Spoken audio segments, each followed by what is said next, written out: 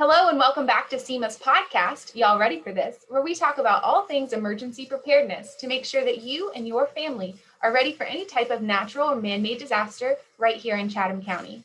This week, we've got the band back together and we have CEMA's Office Manager, Stephanie Cox, and Director Dennis Jones as our subject matter expert. Thanks so much for being here, guys. Thanks for having us. Absolutely. It's a dream team. And this dream team is going to be starting a brand new series here on the podcast with the very first episode right here and today, talking about the dreaded hurricanes. So this is our hurricane season edition, what's going to be going on for the next couple of weeks and the next couple of episodes. So get excited or not, depending on your mood and depending on your excitement with hurricanes. We are starting our conversation with the dreaded word of evacuation, because if you speak it into existence, if you talk about it, then it won't happen, right, Dennis? That's right. Awesome. So we're going to talk about it in hopes that 2021 will not bring us any hurricanes. But let's go ahead and start off this conversation, Dennis, with understanding evacuations. There's a lot of terminology that goes into evacuations. There's mandatory, voluntary, general. There's a lot that goes into it. So what kind of terminology do we use right here in Chatham County and why? The dreaded E word is the way we refer to it. So anytime we're looking at decision making, we always refer to it as the E word. So it's something that we're always talking about, but we never want to do. In Chatham County, we have two types of evacuation orders. We've got a general evacuation order and we've got a mandatory evacuation order. Some of you may remember years ago, we had a voluntary evacuation order and we did away with that. We did away with that terminology. Some communities still use it. For our community, we prefer not to use the word voluntary.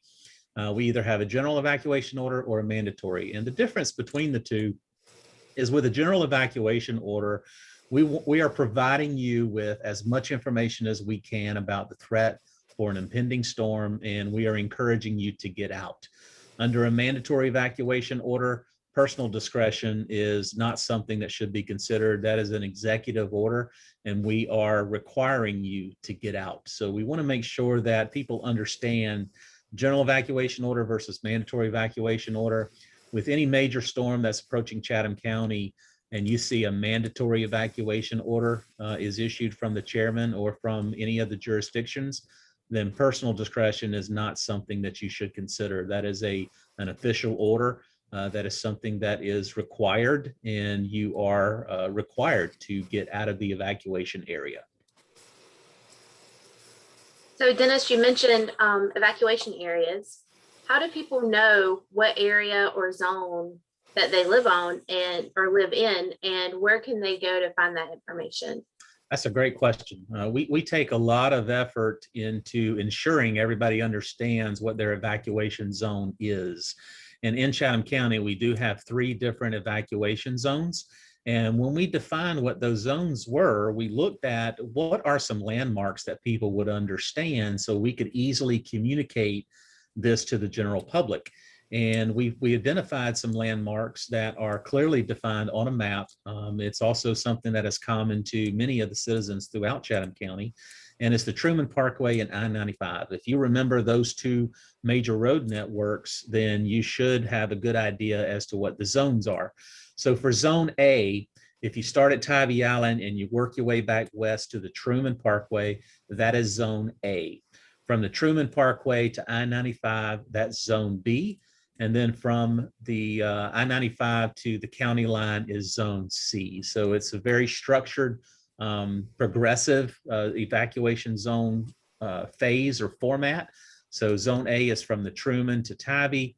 Zone B is from I-95 to the Truman, and Zone C is everything west of I-95. Also, I mentioned that we take a concerted effort to communicate this as much as possible to the community. If you have any type of uncertainty as to which evacuation zone you're in, you can go to our website at chathamemergency.org. We do have an interactive map that allows you to type in your address, and it'll tell you exactly what evacuation zone you're in. That's awesome. And that's a really great tool to have. So if you are slightly uncertain about where you live, on a map and you can't identify that zone pretty easily, head to that website. It's very, very simple. Type in your address and you're good to go. So thank you for covering that, Dennis. Okay. All right. So the last several hurricane evacuations that we've had, these evacuation orders have come down from the governor's office. But out of curiosity, who actually has authority to call for an evacuation order in Chatham County or in a city within Chatham County? That's a great question too. In Chatham County, we fall under the overall structure of the state. And in the state of Georgia, it is a home rule state, which simply means that decision making is left to the jurisdiction or the governing authority of those boundaries. So in Chatham County, any decision making has the potential to be made at the jurisdiction boundary first. So the mayor of a municipality has authority to make decisions for his municipality. Then you've got the chairman of the Chatham County Commission, who has the authority to make decisions for the entirety of the county or a portion of the county. And then, of course, you have the governor's office, who has the responsibility for the entire state. So prior to Hurricane Matthew, many of the storms that we experienced were made at a local level. We have some storms where we had city of Tybee Island made a decision to evacuate just the city of Tybee Island. And of course, the county supported that. You have other storms where the chairman of the Chatham County Commission made a decision to evacuate the whole of Chatham or a part of Chatham County. And then in the last three storms, you've had the governor who has made the decision to evacuate the entire coast of Georgia. So the decision making is very complex in the state of Georgia, but it is progressive. So it starts at the lowest possible level and it works all the way up to the governor's office, who has the authority, of course, not only for coastal Georgia, but for the entire state. So Dennis, we discussed terminology and zones and who makes the decision, but how is that decision made? Where do we get that information? What information do we use to make the decision on whether or not to evacuate our citizens? So information that we utilize for decision making in Chatham County is we start with the National Hurricane Center. So anytime there's a storm that's developing, when it gets a number or when it gets a name, we really focus on the advisories that come from the National Hurricane Center. As that storm progressively gets closer to Chatham County, we start integrating information from the National Weather Service in Charleston. The information from the National Weather Service in Charleston is specific to our area. The National Hurricane Center information is specific to the storm itself.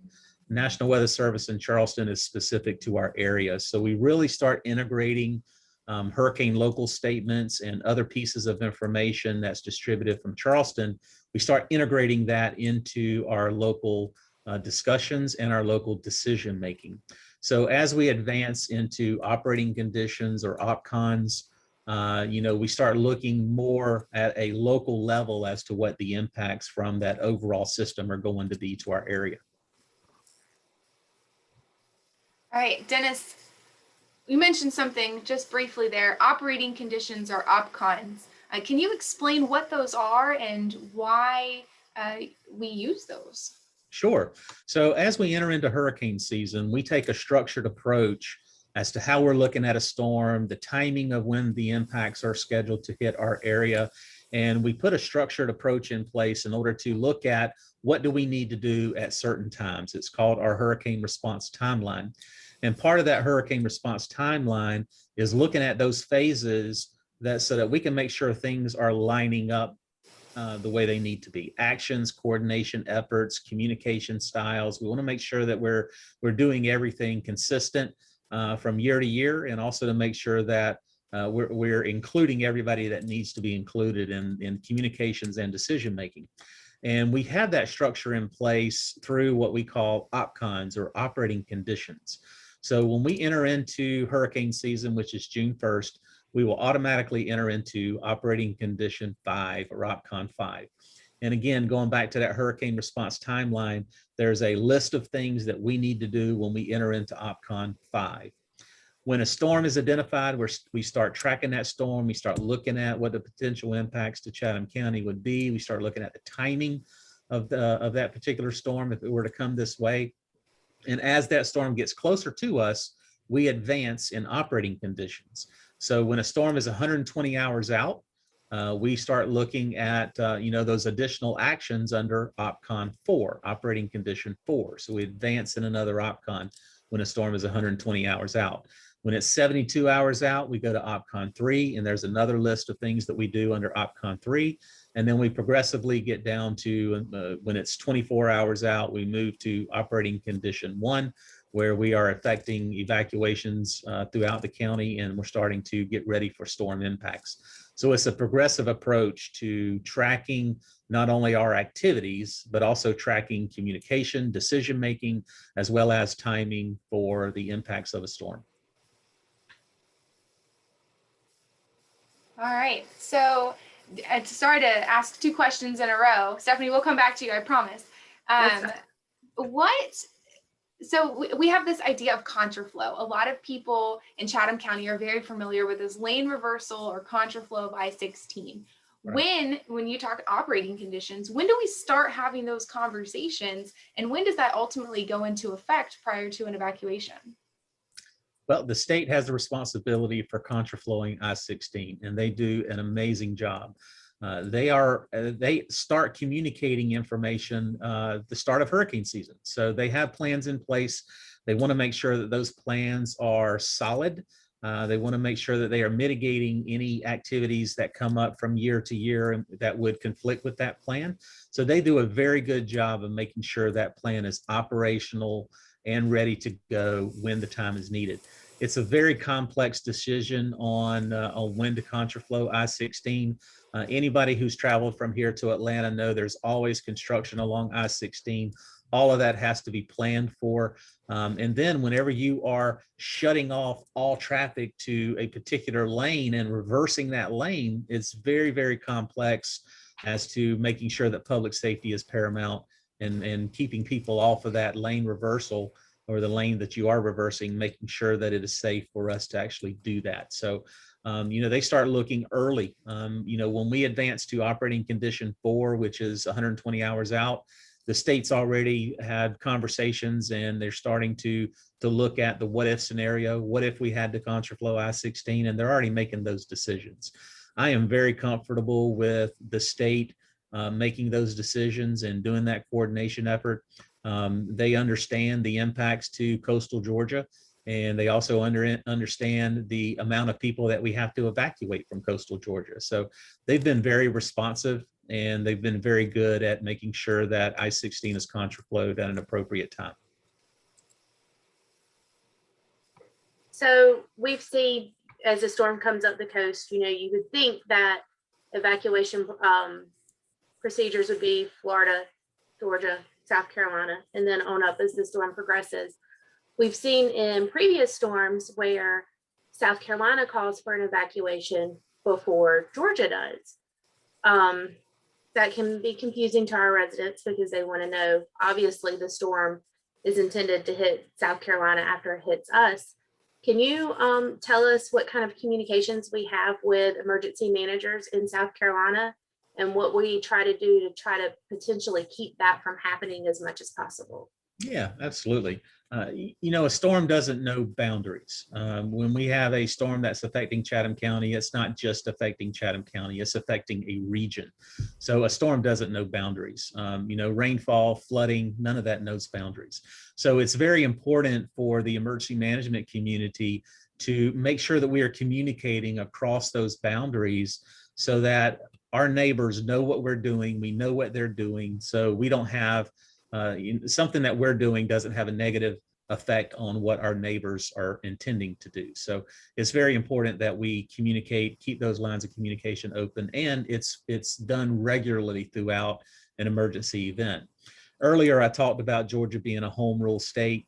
The state of South Carolina is not a home rule state. So at a local jurisdiction, they don't have that authority to make evacuation decisions for their community or their county. That is done at the state level. And generally, the governor issues evacuation orders for the entirety of their coast instead of for one community or another. So generally, when you see South Carolina issuing evacuation orders, it's for the entire coast. During Hurricane Matthew, we were looking at a storm that was going to skirt the state of Georgia and actually have impacts to South Carolina, actually make landfall in South Carolina, the northern part of the coast in South Carolina. So the governor issued evacuation orders for coastal South Carolina. We waited a little bit longer because of that skirt.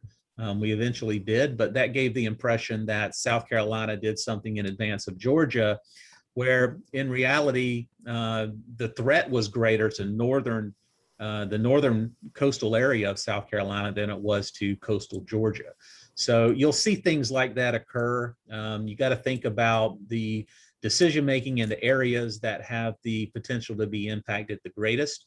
So there will be situations where South Carolina issues an evacuation order in advance of Georgia. And again, that's not because it's not being coordinated. It's just because the threat is a little bit different.